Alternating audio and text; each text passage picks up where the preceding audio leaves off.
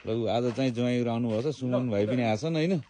आज चाहिँ यहाँ यसो मौरी पालन पनि गर्नुपर्छ कि भनेर अलिकति अनुसन्धान गर्दैछौँ हामीले, कहाँ कसरी हुन्छ भनेर। फेरि त्यो उहरूले के हुन्छ अब, त्यो उहरूले खुला ठाउँमा राख्दाखेरि आएर त्यो उहरूले खाने त्यस्तो हुन्छ र?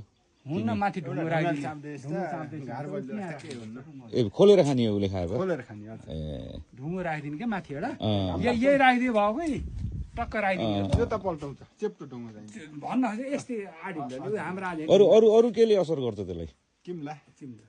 किम्ला किम्लाको फेरि के हुन्छ त सोल्युसन? तालमा चाहिँ खासै जान्न जान्न ए त गुल्लोपनले गर्दा किम्ला जान्छ कि भन्ने कुरा। तातो पनि हुन्छ कि। अनि अरिङ्गाल सरिङ्गालले केही? अरिङ्गालले त दुःख दिन्छ है। त्यसको के हुन्छ फेरि सोल्युसन? रोएर मार्ने हो। त्यति जोड नगर्न पनि सक्छ फेरि। यहाँ चिम्राइदिउँ, यहाँ राख्ने कि यहाँ राखिदिने भाइ ऊ त्यहाँ। अरिङ्गाल त एउटा ठुलै अरिङ्गाल भो गरेर घुमी गर्छ कि टाइममा यहाँ? कतिको झारे थियो फुल ज्वाइँ हजुरहरूकोतिर?